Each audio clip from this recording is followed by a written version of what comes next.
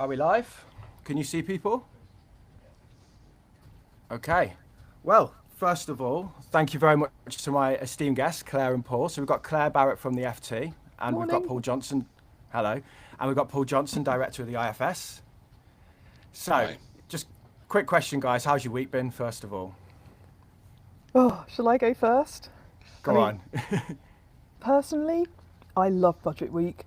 It is the most fun drama excitement for a financial journalist. It's seat of your pants stuff, reporting. We've got acres of newsprint to fill. We don't know on the morning of the budget what's going to happen precisely. We've got a good idea, and everyone is in the office ready.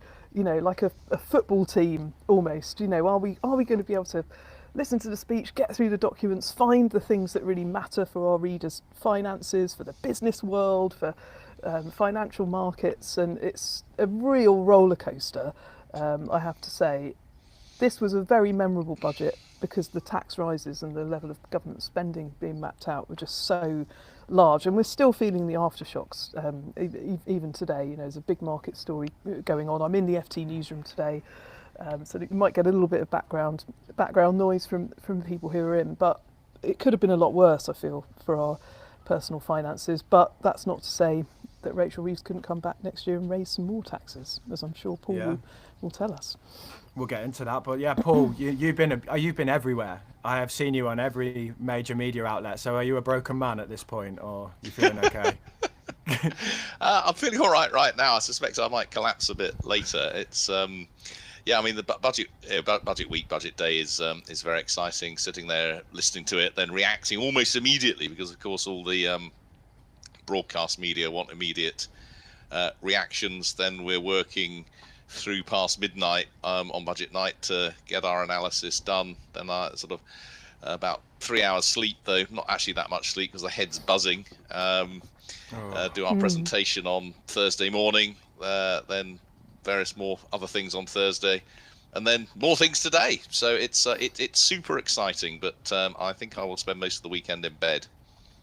Yeah. Well, we're honoured to both of you to carve out some time in your busy schedule to spend some time with the YouTube audience, because I think many people forget that there's a lot of people online that are consuming this, and I haven't seen an appetite for budget content quite like this. I think Martin Lewis did a video, and it's his biggest ever video on YouTube within 24 hours. Wow. He got a million views in 24 hours. So I think people are really engaged with this topic.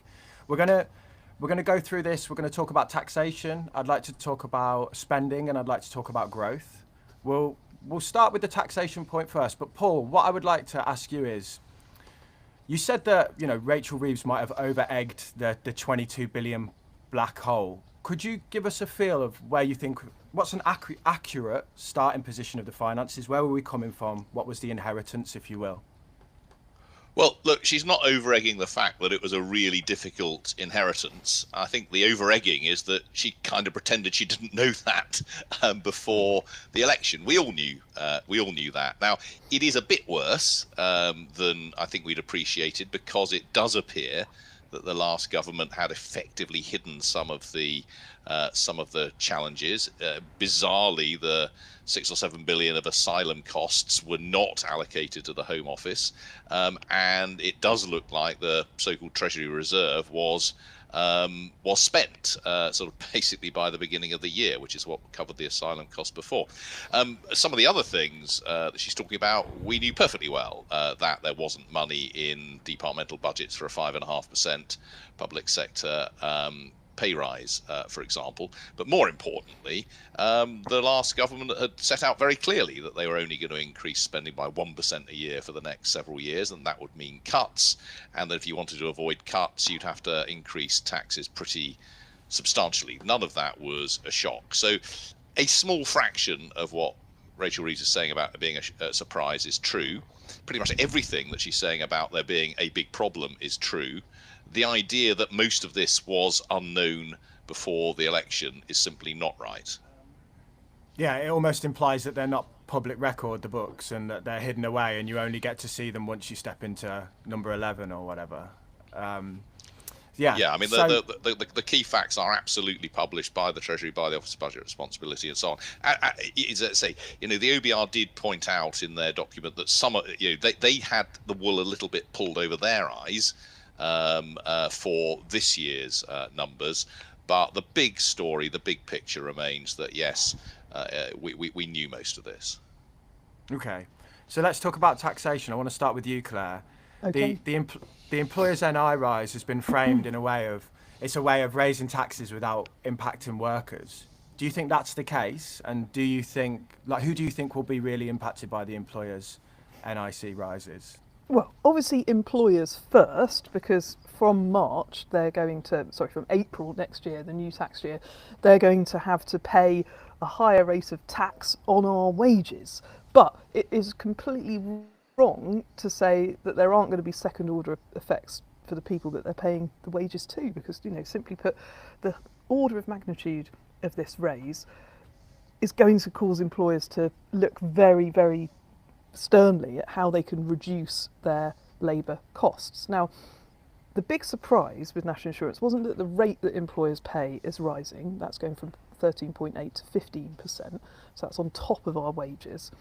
It's the threshold, the proportion of our salary that tax is applied to. So it used to be the first £10,000 there or thereabouts an employee earned. You didn't have to pay employers' national insurance contributions on. Now that is going to go down to £5,000 before this higher rate of tax kicks in. So it's going to be a really significant cost, and we don't know yet how it's going to change the way that the employment market works, but informed speculation from me, based on what FT readers who own businesses are telling me in the comments under articles I'm writing about this, are, well, for starters, it's going to be much more difficult for anybody working in the private sector, because this won't affect the public sector, it's just private sector companies.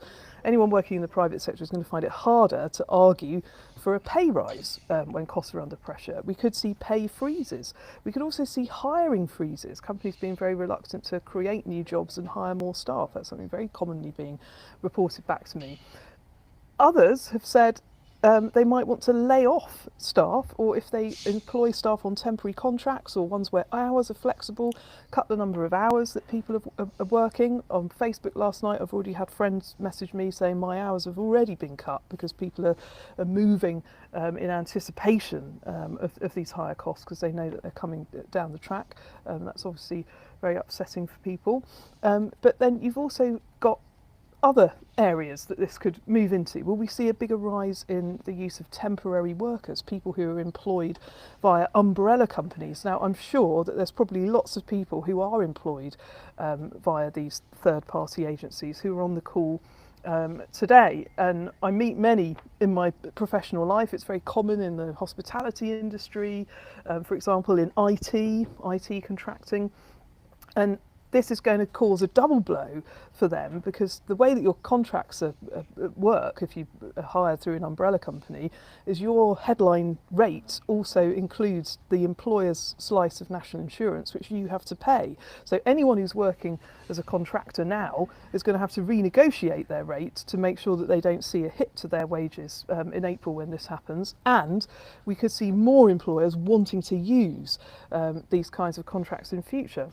Another one that's a bit more out there is that lots of companies have been telling me that as humans become more expensive, this could increase the pace of their investment into automation or to using AI, artificial intelligence, make it faster than it otherwise would be. Because if you don't need to employ as many humans, investing in the technology to do that is becoming more attractive. And as somebody, Damien, who writes a lot, as you know, about customer service and my hatred of chatbots, that's got big implications for us, because it's the sectors like retail, supermarkets, hospitality. You've got lots of workers in these roles who are on lower wages, and the minimum wage, of course, great news for anybody watching who's aged 18 to 21 or younger, because you will get a big bump up to your pay come April. But the combination of that and the national insurance, these sectors that are employing large numbers of low-waged workers, they will be the ones who are the most under pressure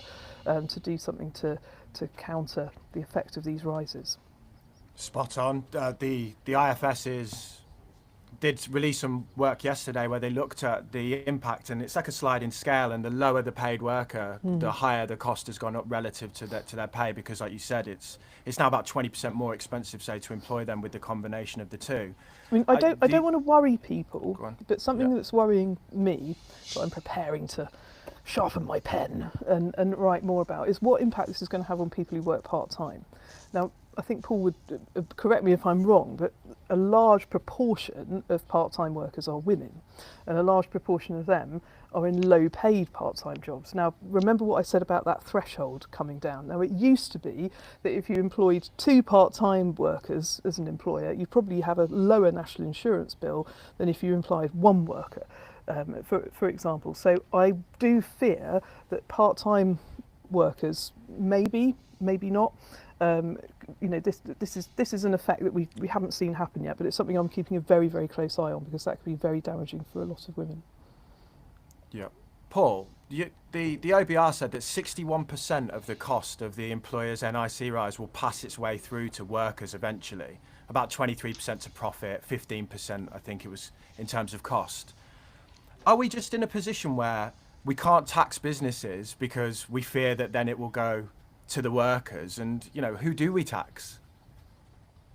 Well, those are estimates from the OBR, but the broad picture I think is right, which is that the majority of the impact of this will be on take-home pay, and the consequence of that in the OBR figures was that this Parliament will probably see the smallest increase in household incomes over a Parliament than any other Parliament in history apart from the last Parliament. And I think this is a really worrying thing from the point of view of the government. Now, that's a forecast. That might not be what happens. It's important to say, it's absolutely important to be clear about taxes.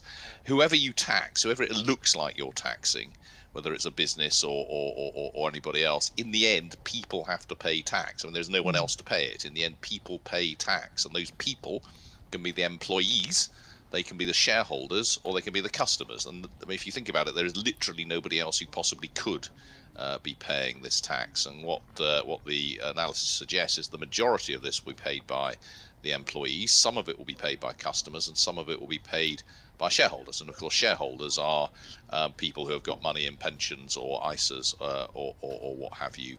On the whole, so I think one of the attractions to government of putting this sort of tax on employers is it's not obvious who in the end pays it. If it's in my paycheck, if it pay as you earn income tax, or if I'm putting my self-assessment form in and I'm writing a big check to HMRC, it's obvious that I'm paying it. But if my employer is paying it on my behalf, it's much less obvious to me that it's me who's paying it. And I think that's one of the reasons why we end up with tax being layered onto companies. And actually, it's worth saying it's particularly more true in most of the rest of Western Europe, where the employers face very high levels of their equivalent of national insurance contributions, actually on the whole much higher than we have here.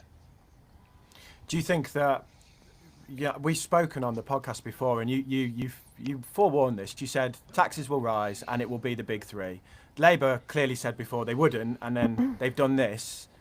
Paul, do you think this was inevitable? Do you think it will continue to rise? I think it was inevitable, and I think I think it's extraordinary that the government is trying to claim that what they're doing is consistent with their manifesto. It says in black and white, we will not raise national insurance contributions. But that said, given the situation they found themselves in, if you needed to raise really significant amounts of money, you had almost no choice other than to increase income tax, national insurance, or VAT. Now they've gone for, as we were just discussing, the one that is least obvious to people, because it is at least officially or formally levied on employers. Now, I think they'd actually, from an economic point of view, and indeed from a social point of view, they'd have been better off putting it onto income tax. But of course, they're not going to do that, because it's extremely obvious to all of us that that's happening. Will they need to come back for more?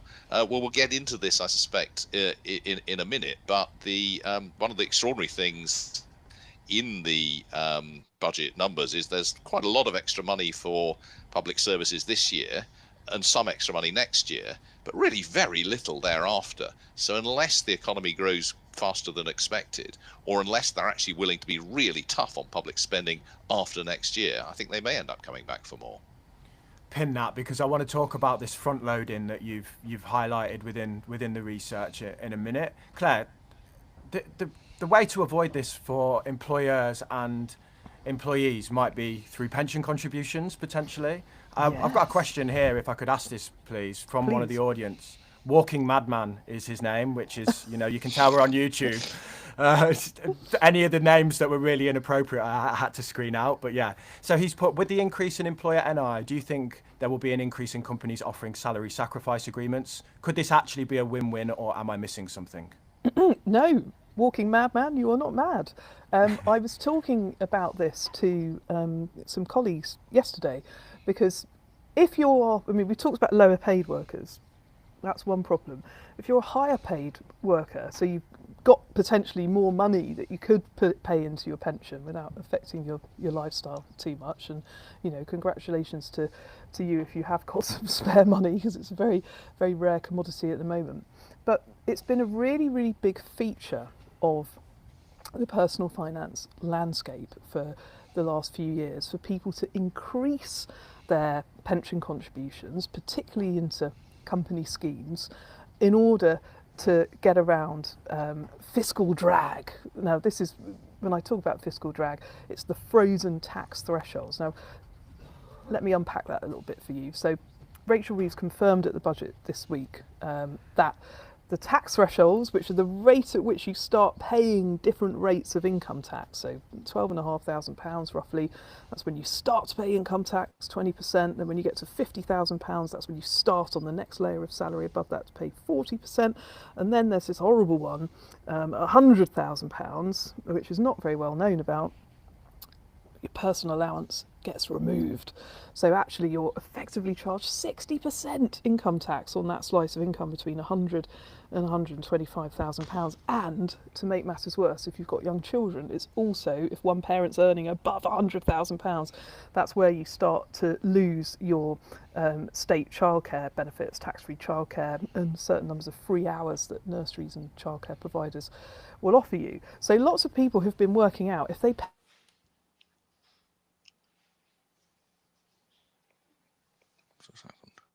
Have we lost Claire? Feels like Claire's just paused there. You still there, Paul? The hell? I think we're still live, Paul. Yeah, so sorry. I think I've got you. I think it might be Claire that we've lost for a second. She'll come back. Something certainly happened. Yes, I lost it. It's okay. Don't worry, you're still here. So I'll ask you some questions while we get Claire back. You described stamp duty as the most disappointing of all the tax changes. Could you kind of just elaborate on what you mean by that? Yes, I literally banged my head on the table when she announced that. It's stamp duty, I think, is against very serious competition, probably the worst tax that we have. She did two things. First is that she has allowed the stamp duty reduction that was temporarily put in place for first-time buyers and those buying less expensive houses to come to an end. So some people, if they buy in April, will be paying up to £6,000 more in stamp duty than if they buy in March. And secondly, she introduced an additional 2% charge on people buying an additional property, whether as a holiday home or to let out. Now, stamp duty is such an appalling tax because it reduces the number of transactions. It means that, supposing I wanted to swap my house with my next door neighbour because their house is more appropriate for me, it becomes an incredibly expensive thing to do. It means people get stuck in the homes that they're in, and it's incredibly bad for the economy. It's incredibly bad for labour mobility. The reintroduction of the stamp duty for first-time buyers and those buying less expensive houses will also mess up the housing market at the bottom. Now, you might say, well, people buying second homes, who cares about them? They're wealthy, they're landlords, they're all sort of horrible people. But if you're doing that again. First of all, if you're, if you're a couple of landlords, one of them, you want to change the house, your portfolio becomes incredibly expensive to do. But more importantly, this is going to mean higher rents because there's going to be fewer houses available to rent. I just cannot get my head around why she's done it. It doesn't even raise very much money. It just makes me so angry. Yeah. As you can tell, I'm almost I'm incoherent with rage. As you said, the knock-on effect for renters is there, and these are the people that you need to help get on the housing ladder. So it feels almost anti-solution in terms of helping with affordability of homes. We also see that the promises around how many homes they're going to build are pretty lackluster when you kind of look at it. I think, is it 20,000 homes was what I calculated broadly from the 5 billion or whatever that they said that they'll throw at it. I mean, that's social housing as opposed to their ambition for 300,000 total. But actually, it's the total that matters. I mean, yes, social housing obviously helps those on the very lowest incomes, but actually so does building more houses because that brings the overall price down. I mean, the argument they would make, I mean, let's put the alternative argument. The argument they make is if you make it more expensive for people to buy second homes, then that means more homes will be sold to owner occupier. So if you favour owner occupation, then this tilts the playing field even further in favour of owner occupation. Remember, owner occupation is already massively less badly impacted by the tax system than if you're buying a house to rent. So renters are already very badly treated by the tax system. The problem with that is, of course, owner-occupied homes tend to be less fully occupied than rented homes. So if you're renting a house, chances are you're sharing with several other people. That's certainly what my sons are all doing. If you buy a house, chances are it'll be you and your partner who are doing that. So rented houses tend to be more fully occupied than owner-occupied homes. So you're actually making the housing crisis worse if that's what you're trying to achieve. I just cannot get my head around the stupidity of this particular thing. There are lots of good things. We should come on to the good things in the budget. There are lots of good things in there, but you've picked out the thing that made me the angriest. It's good for the clickbait. That's why. Yeah. So she said 130,000 homes this will free up. Is that what she means then? This relationship of if we stop people investing in them, there'll be more homes. Because where do the houses suddenly get freed up? Well, there's clearly no more homes. I think the idea is that there'll be more available for owner occupation. Now, that may happen in the long run, but the consequence, of course, if that's true, then there's 130,000 fewer available to rent, and that's why rents will go up as a result of this. And who are the people struggling most at the moment? People who are renting. Okay, perfect, thank you. Well, I could talk to you about this all day, but we need to get through the points because I want to talk about growth and spending because I think it's key. Claire, the pension reforms were quite significant. I've seen a lot of my financial advisor friends coming out going, "This is massive." You know, what's your view and what's the word on the street at the FT? Okay, it's good to have you back, by the way. I know you dropped out for a second there. I put another bad 50p internet at the FT. in the FT's gas meter. Yeah. But just to finish off my point on company pensions earlier. Sorry. So when you contribute money into your company pension, there were rumours before the budget that the rules could change about employers potentially being charged national insurance contributions on what you put into your pension. That fortunately was scotched, hopefully through the ferocity of the articles that I and other people wrote about it. But as you say, your viewer, Mad Max, or Madman, whoever he is, if you're going to get a big NI saving from people paying more into their pensions, then maybe companies will offer a better rate of match on contributions that people pay. For example, you pay in, say, 4% of your salary, your employer might offer to pay in 4%. On top, it might offer more. If you increase the amount that you pay, they might increase the amount that they pay. And it would be wonderful if employers did take this opportunity to think, okay, well, how could we reduce our overall tax bill, but do it in a way that could benefit our workers' retirement prospects in the long term. So we'll await to see that. And as I said, more and more people hitting that 100k threshold and the 50k threshold, paying a bit more into your pension, you could actually end up with more money for retirement and a similar amount going into your pay slip every week. It's the tax revenues that the bit that would go down. But on those other pension rules, so the big change is to do with how pensions are inherited. So I think the problem for most people, myself included, is saving enough into your pension to actually spend in your retirement when you stop working to sustain yourself. And I think the biggest problem this country faces is that none of us are saving enough for that moment. If you are very, very wealthy, then the tax treatment of pensions up until now, and certainly for the next couple of years, you'll be able to pass them pretty much tax-free to your relatives, depending on when you die, whether it's before the age of 75. If it's after the age of 75, they might have to pay income tax on money they withdraw from the pension. So wealthy families have taken this view of like, spend the pension last, use the pension as an intergenerational wealth transfer vehicle, because it's not going to get taxed as much. It's not been subject to income inheritance tax, and that's the big change in the budget. If you don't spend your pension while you're alive, then passing it on to your family afterwards is going to be taxed. The way that they're doing that, I feel, is still problematic, because you've got this, what experts are calling double taxation. You've got the inheritance tax that could come if you're passing assets worth more than £1 million to your immediate family, but you've also got the income tax on money coming out of a pension that anybody So it who is double inherits tax. it will have to pay. Yeah, as my understanding of the rules at the moment, depending on the rate of income tax that you yourself pay, if you inherit a pension, it's possible that that money could be taxed as highly as 67%. So that's 40% IHT plus 45% with your income tax on top. And there is a consultation that's going on into sorting all of this out, working out what these rules should be, what's fair.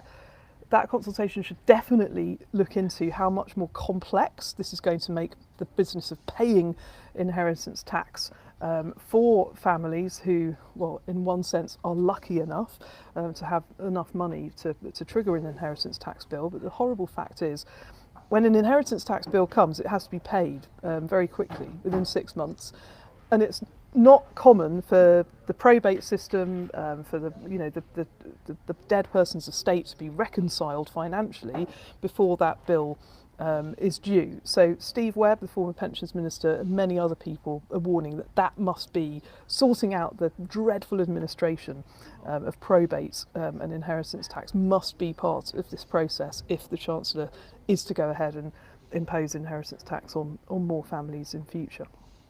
Thank you, Claire, for that answer. Paul, Claire alluded to something there. Claire, could you just mute your mic, please, when I'm speaking to Paul, Sorry. if that's okay? Just because it removes the background hum for people. No, it's okay.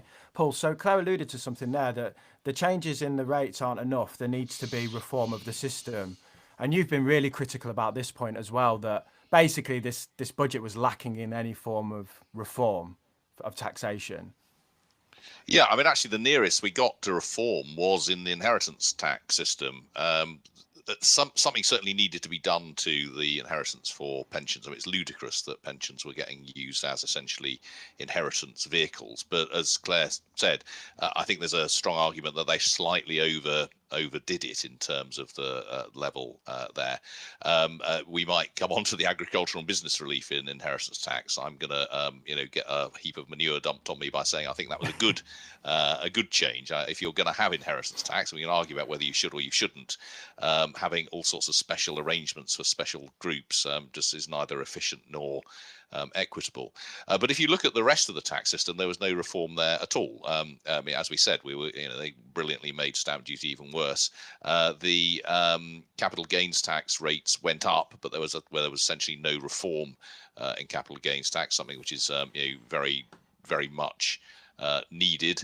The national insurance rates, as we said, they left the huge advantage of salary sacrifice, putting money into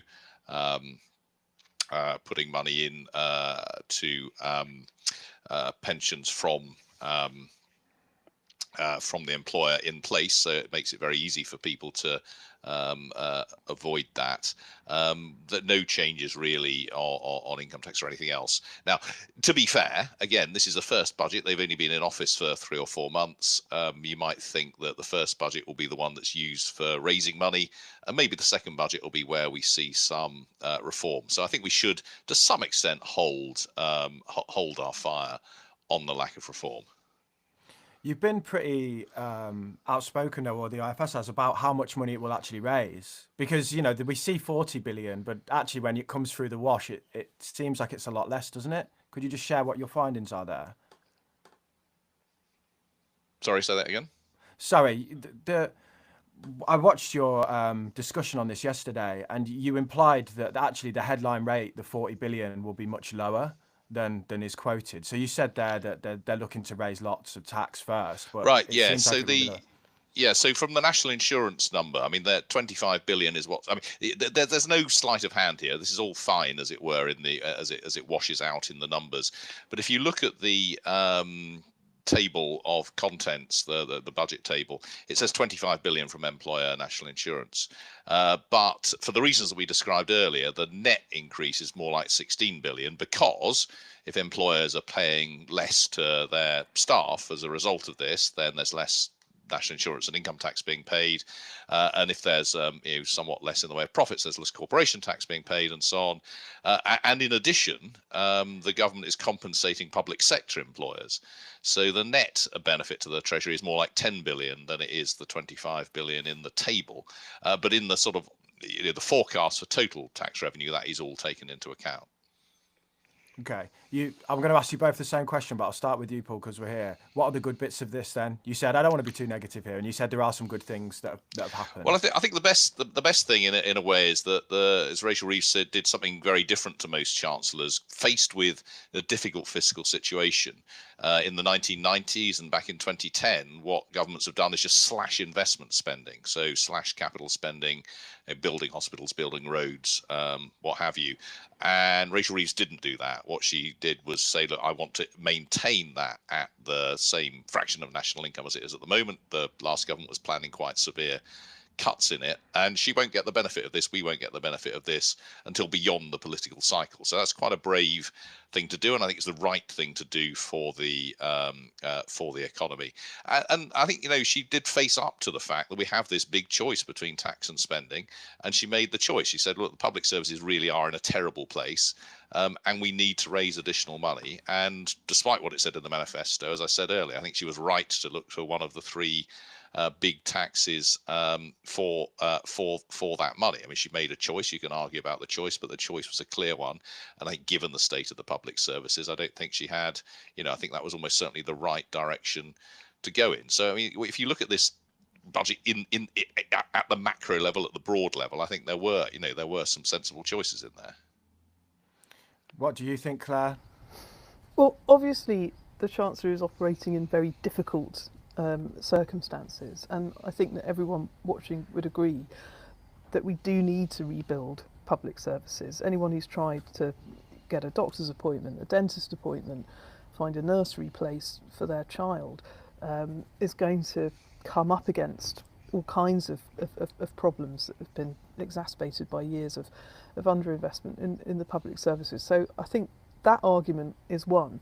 She courted business, the bosses of big businesses, a great deal before this budget happened, and some of them have been publicly supportive of her after the budget, despite the changes that have happened. I think there's a feeling among the business community that it perhaps could have been worse. This is a very unwelcome extra tax burden, but they're hoping that it will be one and done. That will be enough, and they can move on. Corporation tax, full expensing, all of those things have stayed the same. The crucial test now will be, can she get the level of investment from domestic companies, but also from international investors coming in? Is this going to increase Britain's standing in the world and give us the economic growth that we really need? That's the vital recipe for success in this budget, as Paul was saying. My feeling when she eventually sat down after making her speech was, for FT readers and for people like me who are not fantastically wealthy but nevertheless are very focused on making the most of the money that we have and putting it to work by investing it either through ISAs or pensions, I felt it could have been worse because there were so many rumours before the budget, well-founded rumours as well. It's not just the press fanning flames, that pensions could have been targeted in a much bigger way, that the tax-free lump sum could have been affected, that there could have been moves towards ending higher rate tax relief, which is very, very valuable for anybody earning more than £50,000 a year. Could it have gone to a flat rate? What would that have meant for pension savings? Could employers have been taxed on our pension contributions, which would have certainly lowered the amount of generosity that they're prepared to give to workers? Now, none of those things ended up happening, although Paul and others have quite rightly said lots of people nevertheless made decisions to, take money out of pensions and to liquidate investments where they maybe after the budget could be looking back and regretting those decisions. Now, it's interesting that lots of professionals are calling for what they're saying is a pensions tax lock. Pensions are a real case in point here. They are investment vehicles that we're paying into throughout our working lives, for many decades, from our 20s to our 60s and beyond potentially. And I think, although any sort of rigidity in saying we're not going to touch this tax rule, but we could touch that one, is very, very difficult for chancellors to work around. We saw that with all of the manifesto commitments not to raise income tax, national insurance, corporation tax, VAT. That really boxed her into a corner. But nevertheless, I think the case for a pensions tax lock, or certainly committing to making fewer changes to people's long-term investment decisions, is an interesting idea going forward, because if she had made any of those other decisions we talked about, I think it really would have dented people's confidence to not spend that money today and invest it into a pension. And as I said at the beginning of our talk, I think that not saving enough for retirement, it's one of the biggest problems coming up to haunt us in society. But because of the short-term nature of politics and the fact that Parliament's only run for 4 or 5 years, it's not a problem that any political party, in my view, has really ever attempted to address in a serious way. Thank you, Claer. So I really agree with that point about uncertainty. I mean, it was really damaging having all of that uncertainty and speculation before the budget. And I really want the Chancellor to say, that's it on pensions, or if it's not it on pensions, to say so. We're going to do something to the lump sum or what have you. If before every budget, because she may well come back for more money, if we have this before every budget, it's going to be incredibly damaging. And we really do need, we just need stability in this. Pensions last you, 60 years between when you start putting it in and how long you're drawing it, and we get tax changes every 6 months, it seems. Yeah, I've been super critical about the political hockey puck, and they should just say these are the rules and leave it alone, because how can you encourage long-term savings in a product that changes consistently? But Paul, do you think there could be... Someone left a comment that said, I felt like I was going to get hit in the face with a baseball bat, but instead I got punched in the face. So do you think that this could be the political kind of the will of the politics? They make it feel like it's going to be really bad. So when it's kind of bad, people are like, oh, that's actually all right. Well, that's quite impressive, isn't it? With if they got away with that, as it were, with a £40 billion tax rise and taking tax at the highest level ever, they've done pretty well. And partly, of course, that is because it looks like a lot of it's layered onto employers. I think if you're a small employer, then it might not look so good. My finance director has just, I don't know if I'm giving away too much, just emailed me this morning to say this is going to cost the IFS £100,000 per year. That's quite a lot for us. I mean, we're a charity; we don't make a profit. That's going to pretty much wipe out the surplus that we make to sort of maintain our reserves.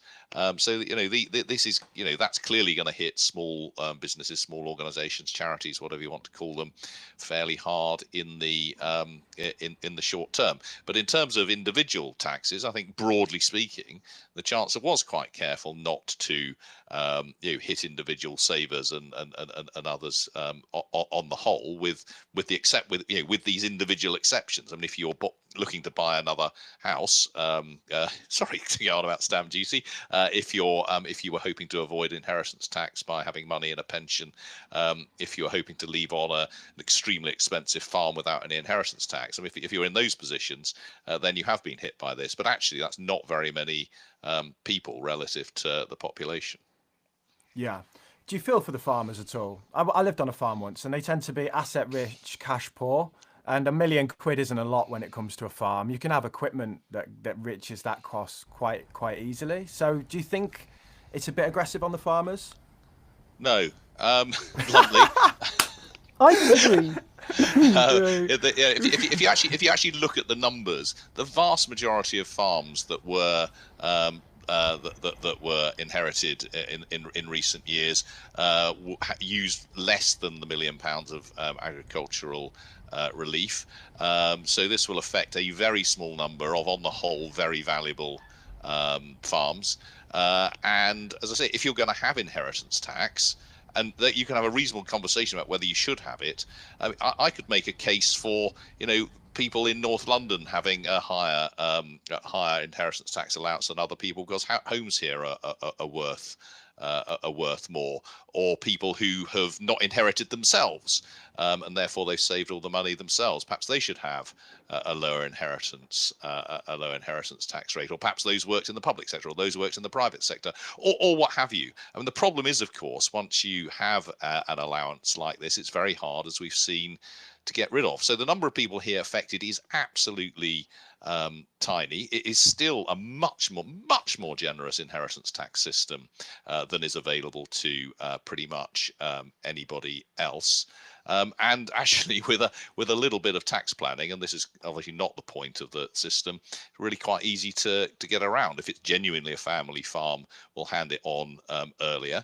And if you're worried about dying early, well, you can buy life insurance. You've also got 10 years to pay this, rather than the sort of 10 minutes that Claer was quite rightly complaining about for most of us paying inheritance tax. So no, I really don't, and I appreciate that will be very bad news, or that will sound very harsh to any farmers listening, but I really do believe that if you've got a tax system, then you need to treat similar people similarly, not give special breaks to particular groups. I think Paul explained his point very well, but I am concerned about farmers, and I do feel that they've been targeted by this, because so many so-called lifestyle investors, because they know that farmland has got this inheritance tax exemption, have been piling in over recent years. I mean, only 40% of farming transactions last year, according to the property agent Stratton Parker, were actually from farmers. The rest of them were investors moving into this sector. And of course, anyone buying in, if there's a vogue for an investment, as we know, it pushes up prices. So the value of farms has gone up, as Damien said. You're asset rich because what you own is technically worth more on paper than it would have been, and it's going to take a while for that to work its way out of the system. But I think all of these inheritance tax changes that have happened, the one with pensions and the ones that were feared but didn't happen because there were quite legitimate worries about other areas of IHT being changed, the lifetime gifting an individual could make, for example, it is prompting anyone who has got a few bob to rub together to think, well, what is my strategy here? Am I going to give away more of my wealth to my children earlier than I might have done to get that 7-year clock ticking, the 7-year rule? If you make a gift while you're still alive and you survive for 7 years, then under the current rules it can pass free inheritance tax. And the article that I've written, although not yet published, for the Financial Times this weekend, that's coming out tomorrow, is all about that generation windfall, I've called it. Worries about tax rises in the budget have prompted a lot of people who are better off to sell assets to beat perceived problems ahead, like whether it's the rise in capital gains tax or fears that their pension lump sum could be taxed more highly in future. So they've got that money, and B, they're passing it on to their children. And there's been a big wave of this happening before the budget, and the expectation now is that the children in many cases will go out and try and beat that stamp duty deadline when the thresholds change again in March, and go and buy a property. Now that's something that definitely is happening. It's hard to quantify, but I'll leave you with a thought. It's also becoming harder and harder if you're somebody who doesn't come from wealth, who hasn't got that parental bank of mum and dad behind you. You know, the bank of mum and dad in London and the South East are involved in like practically every property transaction in some way, shape or form, according to, you know, mortgage advisors that I've been speaking to this week. And if you don't have help from your parents, then that gulf between being a renter for longer, potentially even the rest of your life, and actually ever being able to buy a property, or having to buy a property on a 40-year mortgage, like one of my stepsons has got. I'm encouraging him to try and pay off extra every month to clear it quicker. We've got this real divide in society as a result of the housing crisis, and I wouldn't be surprised, Damien, if there are lots of people who are on this session today who are thinking, well, maybe she should have clipped the coupon. You know, maybe she should have tried to raise inheritance tax further and invest some of the proceeds into trying to fix this dreadful situation, the housing crisis that millions of renters are coming up against every day. And I have to say, I am sympathetic to those views. Paul, do you think that the taxation agenda now, or the regime, will do anything to solve inequality in the UK and the growing problems there that Claire's just talked about? No, well, Claire's absolutely right that it's increasingly important that wealth is increasingly important, inheritance is increasingly important. A huge fraction of people getting on the housing market, particularly on the South East, are dependent on their parents. All of that is absolutely true. So this is kind of it's a very interesting situation in the sense that income inequality over the last 15 years has actually fallen. Wage inequality has fallen. They've fallen quite a lot, actually. But it doesn't feel like inequality has fallen, and that's because wealth has become so much more important. And part of the reason wealth has become more important is that incomes, and particularly earnings, just haven't increased, whilst asset values, particularly over that period of very low interest rates, have increased. So my best advice to young people is often to choose their parents wisely. If for some reason they feel they can't do that, then perhaps they should choose a partner who has chosen their parents wisely. And that's not a good situation, I think, for society to be in. It's very difficult to deal with. But it needs a long-term strategy, part of which is building lots more houses. Part of which is getting rid of stamp duty. I'm going to go on and on about that. Part of which might be trying to make inheritance tax more effective than it is. Absolutely part of which is to do everything you can to get growth going so that earning becomes more important again relative to inheriting. But the trouble is, once you got into this kind of sort of spiral, it's really hard to get out of it. And I think the government really needs one of its missions, one of its long-term strategies, actually to be focused on this particular issue, because it will change the nature of our society, and it will change social mobility, and it will change people's ambitions, and therefore I think it sort of have a negative knock-on effect to productivity and growth in itself, as people see that they cannot earn their way to up the distribution, as it were. Essentially, they have to rely on investments, inheritance, and the luck of the luck of the draw. Would a wealth tax have been simpler then than all of this? I'm afraid wealth taxes really aren't simple. We should start by trying to sort out the wealth taxes we've got. We talked about no reform there of capital gains tax, and we need that absurdity of council tax where Buckingham Palace pays the same council tax as a 3-bedroom semi in Blackpool. I mean, we have taxes which could help here, and we use them absolutely unbelievably badly.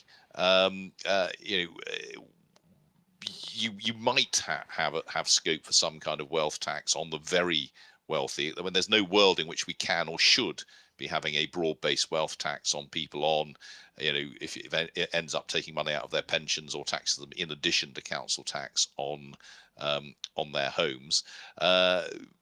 Most countries that have tried wealth taxes on the wealthy have not had a very happy experience, because the wealthy tend to be really quite good at using any loophole that's in there to avoid it, to use lawyers and so on. And I have to say, when I do speak to lawyers who advise the wealthy, it's a really depressing experience, because their view is that whatever government does, they'll find a way around it. Now that's a bit depressing, but I'm afraid that is the experience both here and internationally of what happens when you try to do it.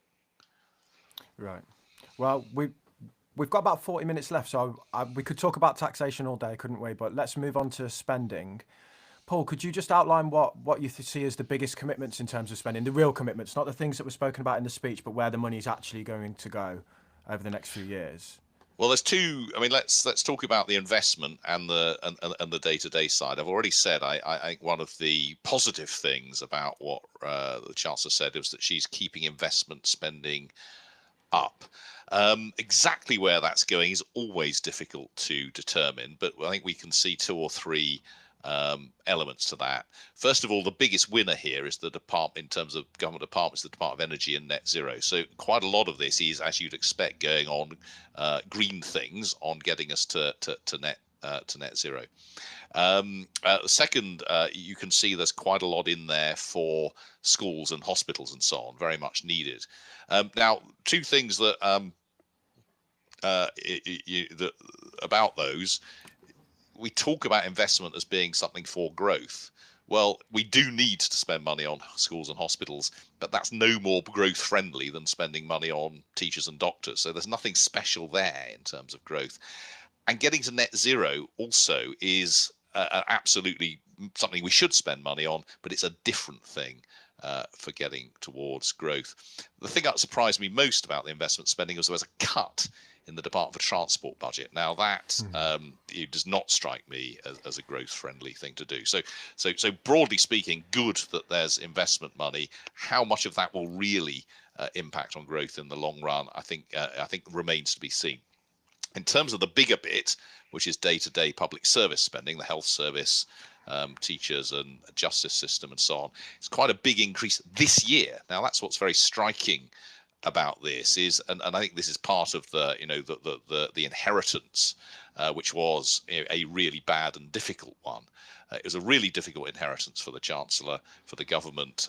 They've seen that there's a big hole this year. It's partly to pay for additional public sector pay. It's partly, we've seen the waiting lists in the health service, prison service in pretty much crisis, the justice system in real trouble and so on. So something more than a 4% increase in spending across the piece this year.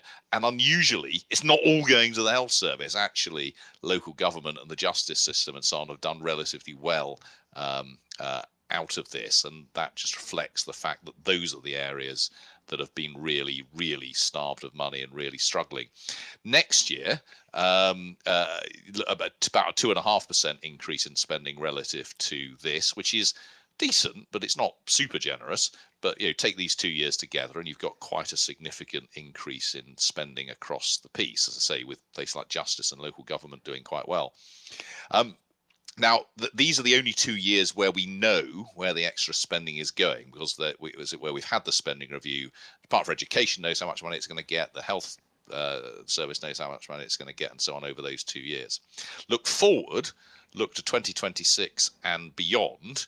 And what the Chancellor has done is say, look, we haven't had the spending review yet, so I can't tell you how much health it's going to get, how much education it's going to get, and so on. But I can tell you what the overall envelope is going to be. And what she said is, I'm going to increase spending in each of those years by 1.3% a year. Now, that is a very small number. It's partly a very small number because we know that the health service will get a lot more than that, and defence will get more than that, and one or two other things will. And once you take account of that, that implies probably cuts, and certainly at best no increases for the rest of public services. I think it's pretty unlikely that we'll get these increases this year and next, and then suddenly the taps will be completely turned off, because I think the idea that the local government and the justice system and so on will be going at that point, that's fine, and that Rachel Reeves' cabinet colleagues will accept cuts or will accept flat budgets, I think is pretty unlikely. And I think that is why unless growth surprises on the upside, unless tax revenues come in more than expected, I think that's why we may well the Chancellor may well be coming back for more. Do you think it's just to balance the books, that because they've got this promise of big spending here and then it dips? Is that to make it stack up? I think it is, yes. I mean, and this is, this is on a much smaller scale. I think it's similar to the sorts of, what Jeremy Hunt did last year. So remember, and this was my big criticism, and not just mine, lots of people's criticism of the last government, was they were saying, look, we're just about meeting our fiscal rules. And the way they were just about meeting their fiscal rules was to effectively pretend that they would be increasing spending by a tiny amount for the next 5 years, implying big cuts in quite a lot of areas, including on investment. Now, Rachel Reeves obviously is spending a lot more up front, but I think there is a degree of that pretense in saying that spending will just stop growing after the first couple of years. I think one that's quite relatable is fuel duty, right? So they say, oh, we're going to raise loads of money in a few years from it, but then they just keep freezing it. So, is it realistic that they're ever going to unfreeze that? This was the second time when my head was banging the table. I mean, it just beggars belief. I mean, every single year for the last 15 years, chancellors have stood up and said, I'm not going to put fuel duty up in line with inflation this year. But honest, I'll do it every year after this, and so those numbers will appear in the public finances. And then Rachel Reeves went and did the same damn thing.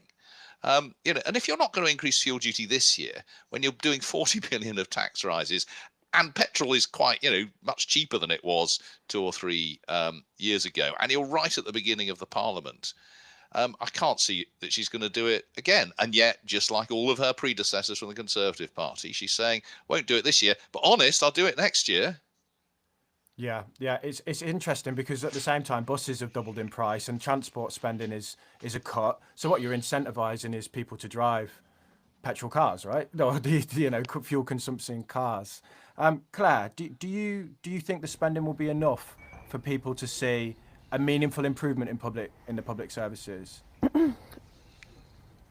I want to be optimistic, and I really hope that it does make a difference. But especially with areas like health and education, it's really important to invest in them, but often it takes a long time before we see the results. Now, think about health and preventative healthcare. If you can stop people from getting ill by making it easier for them to access treatment, for people who are pre-diabetic to be prioritised and treated in a way that they can go on to stop developing full-blown diabetes, all of these kinds of things. The healthcare system, my colleague Camilla Cavendish at the FT has written lots about this. Prevention is not happening. It's really firefighting, people clogging up A&E departments and being unable to be seen by a doctor when they need to be, or indeed a dentist. I mean, I'm very lucky that I get some kind of private health cover with my employer. Otherwise, I wouldn't be able to go to the dentist, and it's just increasingly impossible for people to get the basic treatments that they need. So I would hope that this big upfront injection that you and Paul have been talking about will do something to resolve that. But going on further forward, as somebody who's writing about personal finances, I mean, it's very common for people to say your health is your wealth. As soon as you get ill, or people talk about healthy life expectancy. You might be living for longer. Life expectancy, broadly speaking, over the last century, has been rising and rising. The state pension age has also been rising, but the fact is, because of undersaving for retirement, more and more of us are going to have to be working, into our 60s, into our 70s. In fact, many people still are. And if you're healthy enough to do that, that's one thing. But there are an awful lot of people who won't be, which is why it is so vital to invest in providing us with a decent health service, but also for it to focus more on prevention, looking at the long-term needs of the population. Now, with education, I was pleased that more money is going in. The breakfast clubs idea, that sounds like something that's good. And Labour certainly have got a track record of really wanting to fund early years education, the Sure Start centres, which the Conservative government got rid of. That was a real travesty. But there wasn't a huge amount for early years funding in the budget. Lots of people who read my columns and follow me on Instagram know that I talk a lot about childcare. It's an issue that many members of my own immediate family, including me indirectly, because I'm helping my stepdaughter to afford to pay for her childcare for her twins. This is an issue that is really holding people back financially, holding people back in the workplace, and it's really affecting women's career progression. We were talking about part-time jobs earlier on, much more likely to reduce your hours if you're a woman and you have children, to kind of square that childcare circle, and much more likely, unfortunately, to have a big gap in your pension when you eventually retire.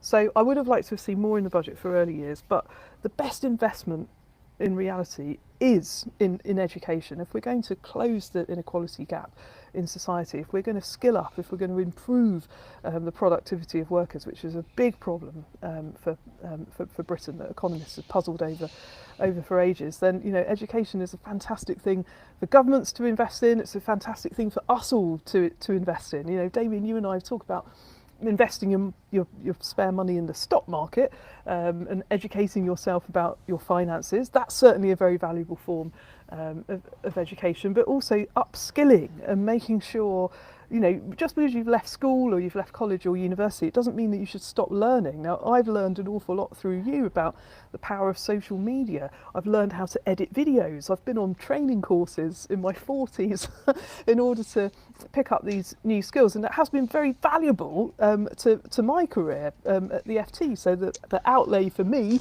in financial terms has paid off. And I know we've talked about a lot of depressing stuff in this hour and a half that we've had together, but that, I think, is a positive, investing in yourself. And I should say, I am a proud product of the state school system. I worked my way through university, and the only reason that I'm a journalist is because my master's course was funded by a 100% grant from the Humanities Research Board. If I hadn't have got that grant, then I wouldn't have been able to get my job here. And I've always been very, very grateful for that. But also, it's made me even more resolute that we need to fund our education system properly to give as many people from a diverse range of backgrounds the best chance of fulfilling their potential, regardless of whether their parents are wealthy or not. You speak about a diverse background, and I'd like to ask you something, Paul. I'm originally from the Midlands, and now I'm a proud Northerner, even though everyone from the North says I can't call myself a Northerner because I'm from the Midlands. But do you think that plans around devolution are credible within this? Do you think there's going to be meaningful budget for an investment outside of, say, London? I don't know. There wasn't really very much in there at all that I saw on devolution. I think the positive bit was that there was more money for local government generally, and that's clearly a good thing given the problems that that local governments had. There's been a really big cuts in local government funding over a long period of time. Local government core funding is actually growing by something like more than 3% in real terms next year. So I think this is a government that has taken account of the real problems of local government. Now, that is a different thing from devolution, which was not really mentioned in the budget. The other thing it's worth saying is that there was a cut to, and then probably the abolition of something called the UK Shared Prosperity Fund or Plan, which is about the only quote levelling up pot that we've got. It replaced the old European Union system that gave lots of money to places like South Wales and Cornwall and so on, the very poorest bits of the UK. And actually some of that is going to be used for local government to fund some of those local government changes. So that's not something I've seen much coverage of so far. We'll wait to see what it means for local government. You could argue that if the money goes into those same poor areas through local government finance. That makes some sense because it gives, rather than all these different pots, it gives the money to those responsible in the local area. But we'll see how that ends up actually getting distributed and what control they have over that money. Yeah, there always seems to, I mean, as someone who's seen it, there seems to always be a lot of promises and then not much delivery. So I do hope that we see some. The how meaningful is the budget, the money to local governments, Paul? Is this a big sum of money? It look on your chart of where the spending increases will be. That's the top. That's above the green stuff, the energy stuff. Yeah, I mean, the local government funding is welcome, and it just reflects the fact that we've had a number of authorities effectively declare bankruptcy over the last couple of years. They have been at the back of the queue for funding for quite a long time. And not only that, I mean, part of the problem here is that the pressure on things like adult and children's social care has grown enormously, as have some of the other services that they have to provide to those most in need, for the homeless, for children with special needs and getting transport to school and so on. All of these things, the costs have really gone up. Whilst this is a relatively generous increase in funding, I suspect all it will do is stop things getting worse. It's certainly not going to be enough to sort of transform the amount that local authorities have. Yeah, well, there was actually some. So just a bit of context. I go to a local gym, and one of the people who goes with me was a former director of finance within the NHS. And we've also had a paramedic in the comments who said, and they both said something similar: more money is not always the answer here, and it often just falls into a big pit or encourages laziness within the system. This basically both said the same thing. There's also a real reliance on private contractors within things like the armed forces that are super expensive. Do you think that more spending is the answer? Do you think that, like, we should just all say, okay, we'll go into this bigger state, we're going to be like, Germany or other places where we spend more money, and that's inevitable? Well, I'll let that to go on. I mean, we absolutely have to get better at spending the money. I mean, our health service is massively undermanaged, partly because politicians say, well, we're going to put the money on the front line and cut these middle managers and so on. Actually, there are fewer managers in our health service than in any health service in the world, and we can see that in some of the things that you were just been saying, and what we see every day, and the kind of obvious inefficiencies across the system. So you really do need really high quality management, and it's very obvious that there are large parts of the public sector where that doesn't exist. And one of the problems I think this government now faces is, having come up with this money and made it available very quickly and upfront, how do they provide the incentives in the system to make sure that the change actually happens? And again, you do need to take account of the capital funding here. One of the reasons that the health services, health service productivity, efficiency has absolutely collapsed in the last 5 years. I mean, to an astonishing degree. We've got something like 20% more doctors and nurses doing something like nothing additional over the last 5 years. And there are lots of reasons for that. One of the reasons is actually this lack of investment over the last 10-15 years. I mean, we've not spent an unusually small amount on health overall, but we have spent an unusually small amount on the capital, on the buildings, the MRI scanners, the surgeries and so on. So those doctors and nurses just don't have the equipment to work with. And again, part of the reason is that we keep on pouring money into the urgent, and you can exactly see why we do that, whilst ignoring what's important in the long term. If you just give me a second, guys, I'm dog sitting and there's a dog scratching at the door, so I'm just going to let the dog in. Because he's doing my head in. Come on. In you come.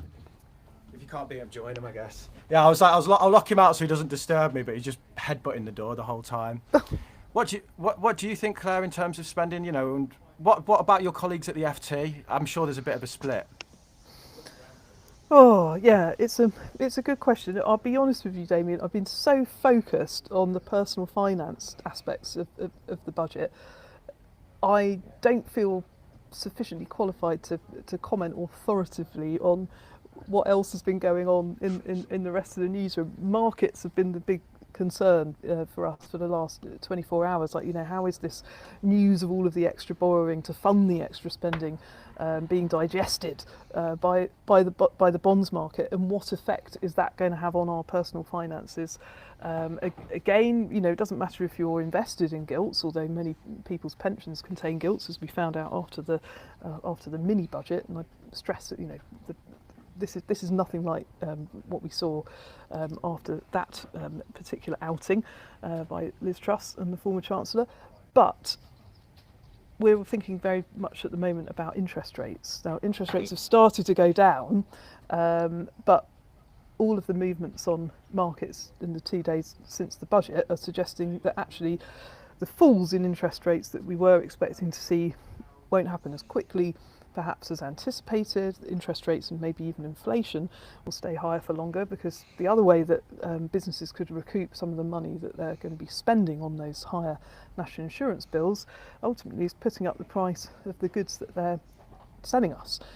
So if inflation is a bit higher for a bit longer, if interest rates are a bit higher for a bit longer, I'm sure that everyone is thinking, well, how is that going to impact on me financially? How is it going to affect my ability to renegotiate my mortgage when my current deal ends? Or if you are somebody who is looking to buy your first property, or looking to move, as I am at the moment, all of these things have got a real life edge to, the decisions that politicians make can quite quickly impact our personal finances, and if it's less likely we're going to get a pay rise going forwards, then even more so. I will be very interested to see the reception, as Paul says, to all of this extra money. It has been front loaded. There is a lot of it going in up front, and I think that the political desire behind that is to give people a real sense that things are getting better, even if you might be finding it harder to get more hours, or to get a pay rise, or if you're one of those groups that has had to pay more tax through the various ways and means that we've talked about, that you'll feel, okay, well, like, this is worth it because I can see I can see that the spending is making the system better. So I'm always an optimist, so I'm optimistic that we will see some of the hoped for changes, but really, this is going to be a long haul, and the real test for Rachel Reeves, she wanted 10 years, they've been setting out this long-term vision, is she going to get success when they go back to the polls in 4 to 5 years' time? Will the medicine be working by then? I hope so. Fingers crossed. So, some of that medicine will be seen earlier through the growth numbers. I think, Paul, the aim is the fastest in the G7 over this Parliament. Do you think that this budget supports that ambition? No, bluntly. Look, again, let me repeat the positive. This budget was positive for long-run growth. If we maintain public sector investment at the kinds of levels that Rachel Reeves set out, then in the long run, and by the long run I mean decades, that will mean that the economy will be bigger than it otherwise would have been. And decades arrive. We will get into the 2030s, 2040s, 2050s, and so on. So for the long run, and I think this is, I really am very positive about that. Investment, that is good. In the short run, well, if you look at the Office of Budget Responsibility forecast, what they say is, well, essentially, look, we've got a sugar rush over this year and next. The government's chucking loads of money at the economy. That will mean more demand, and we'll get a bit more growth in the short run. But over the next, the 3 or 4 years after that, a combination of the fact that that might lead to higher inflation and higher interest rates, and the fact that we've got some big tax rises, that will slow growth down. So net, their view is the economy will be about the same size at the end of the Parliament that they thought it would have been if the Chancellor had done nothing. So in other words, net, this hasn't had, in their view, any effect on growth over this Parliament. Now, what we hope to see is the sorts of reforms to the planning system, the sorts of housing reforms, the sorts of changes to our trading relationships, competition regimes, regulation, and all of those things which weren't in the budget coming out over the next year or so that really will support that support that growth.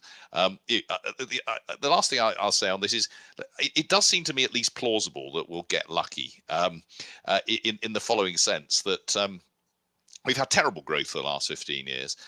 A large chunk of that has been down to the overhang of the financial crisis. Seems like a long time ago, 2008, 2009, but it's had a big effect on the UK. And I think that effect is finally probably going. We've got sensible levels of interest rates rather than at zero, which I think were very bad for the economy. At least a large chunk of the cost of Brexit we've had.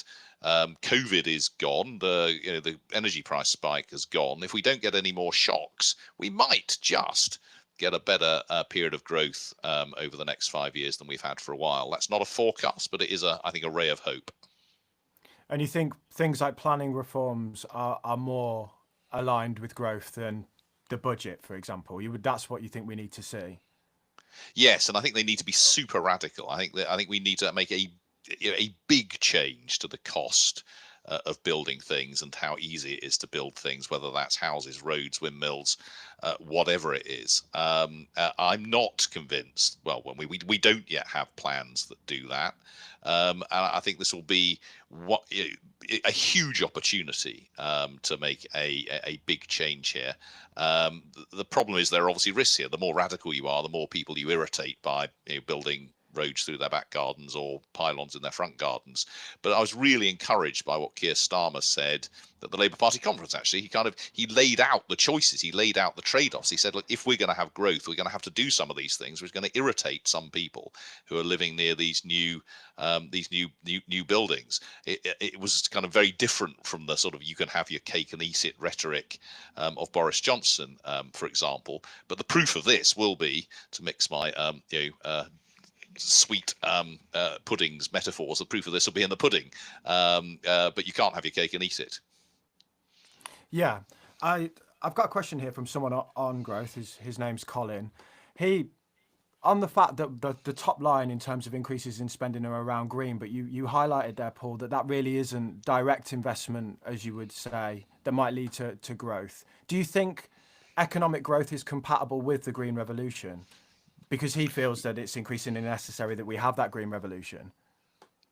Yeah, it's absolutely compatible. It's just a different thing. So if your number one priority were growth and you didn't care about green, then you would do a different set of things. If your number one priority were green and you didn't care about growth, then you do another set of things. Now, what we need to do is get a balanced set, which allows us to do both those things. And in some respects, the growth will, the green investment will help with growth, particularly given what's happening in the rest of the world. But to some extent, we're, as a world, we are doing things that we wouldn't be doing if climate change weren't there, and therefore growing less than we would have done if climate change weren't there. But climate change is there, and we have to recognise that dealing with it is going to cost us. We absolutely have to do that, and we have to make the growth and the dealing with climate change compatible with one another. What worries me is when politicians claim they are the same thing, that you can achieve two things with the same set of policies. And when you try and do that, you often just get things horribly wrong. So I'm absolutely not saying that we shouldn't be focused on getting to net zero. I was a member of the Climate Change Committee for a decade. I absolutely think we should be doing that. But I don't think we should be fooling ourselves that that's a completely free lunch. Your book highlighted some of the challenges there and the levels of spending required. I read it and made a video on it, and I thought it was really good. We'll link it in the show notes if people want a bit more of a deeper dive into that. I think you were talking, was it 50 billion a year or something for net zero for quite a sustained period of time?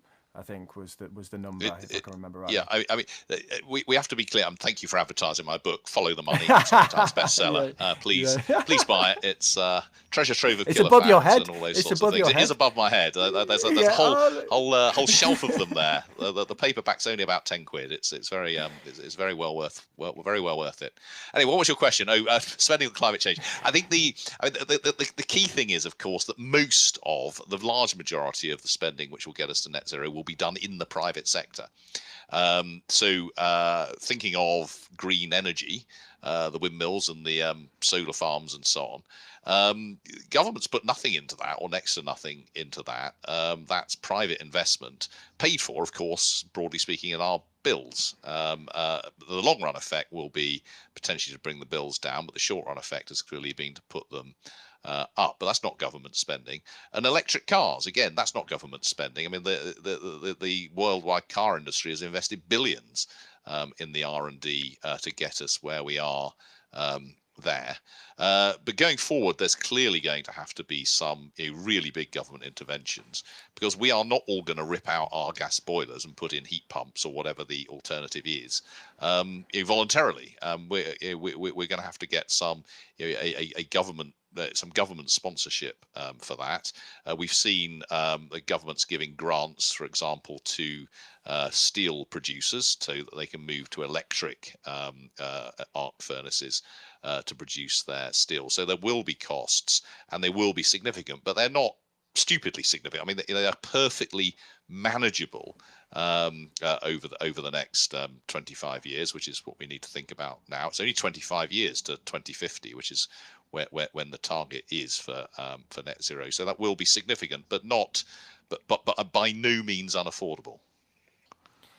Pretty scary that it's only 25 years to 2050. I'm hoping AI figures out how we all live forever by then. Okay, God, so sounds terrible. you probably have a different view after the week you've just had. You probably have that view of it, but you know, I'll be lucky to make it till Monday, I reckon.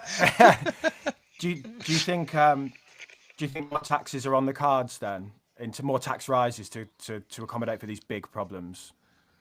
Well, I think, again, I mean, what the Chancellor has done has been very clear that she's not going to use additional taxes for the sort of investment that we're looking for there. And actually, that's where her new borrowing rule or debt rule has, in a sense, allowed her. But she's decided to borrow more to invest. And it's the additional borrowing which will fund the green investments and the other investments. I think the additional tax will come because the pressures on things like public services are going to be significantly. Of course, in the end, we'll have to pay back that borrowing. And one of the big problems facing us now is that we're spending so much on debt interest that there's not much money for other things. And we have to stop in a minute, but let me just make this last point, because I think it's a really important one.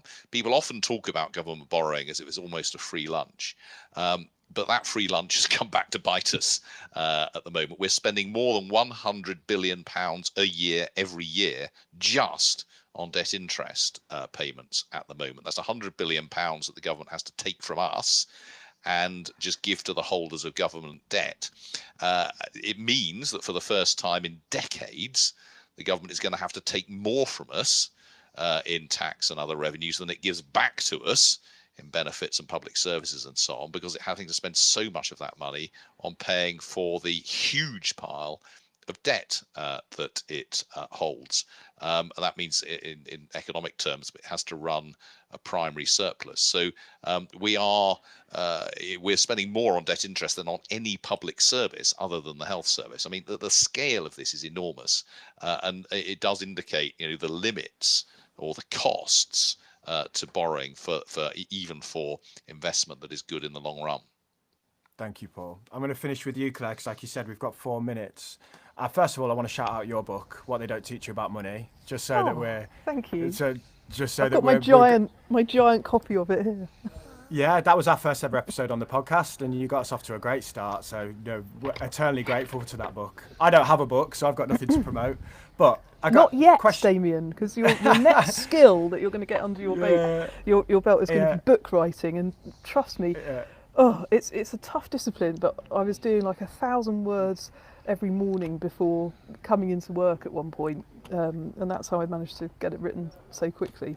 Blimey, that's impressive. I would much rather stand on the shoulders of people like yourselves. Yeah, I don't think I've got all that much interesting to say. I'd rather pick your brains, to be honest with you. Maybe I'll do like a collection of all of the wisdom of all the people I've spoken to over the years. So just final question. You can answer this as well if you've got time, Paul, but I understand you might not. Claer, do you think people should feel better off as a result of this budget? Do you feel better off? And how do you think average people should feel after this?